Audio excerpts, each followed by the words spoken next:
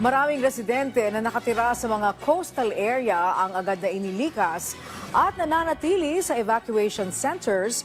Bunsod yan ang banta ng storm surge dulot ng pinagsamang epekto ng bagyong Nando, Mirasol at Habagat. Patuloy namang vine-verify ng NDRRMC ang bilang ng casualty. Si Patrick De Jesus sa sentro ng balita. Yes, Patrick. Angelique, kaabot na sa 44,000 na pamilya ang apektado ng magkakasamang epekto ng Super Typhoon Nando, Bagyong Mirasol at Habagat base sa pinakahuling ulat ng NDRRMC. Katumbas ito ng 159,000 na individual kung saan 22,000 ang nananatili sa mga evacuation center.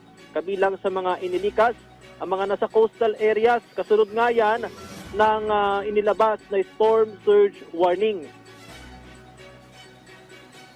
Kahapon nga po nagpalabas ulit nung high risk life-threatening storm surge warning So ibig sabihin po itong mga kababayan natin na mga lumikas mula dito sa mga lugar na nabanggit ay inaabisuhan po na hindi muna babalik Maghihintay tayo ng abiso mula sa ating mga lokal na otoridad kung pumaari na pong bumalik doon sa mga lugar nila. Karamihan sa mga apektadong lugar ay sa Northern Luzon. Kabilang nga dyan ang Ilocos Region, Cagayan Valley, Central Luzon, habang mayroon din sa Southern Luzon.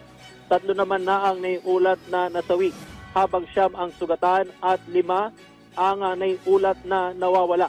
Under validation pa ng NDRRMC ang mga nasabing bilang.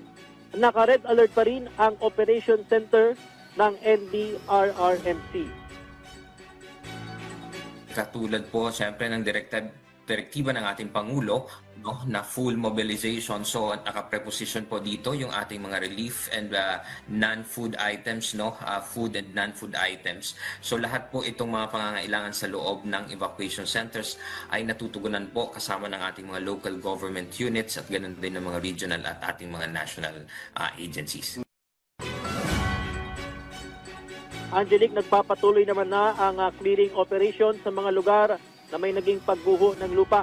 At patuloy pa yung assessment sa naging pinsala dahil nga hinihintay nga muna or prioridad, Angelique, na mabigyan ng tulong yung mga apektadong pamilya.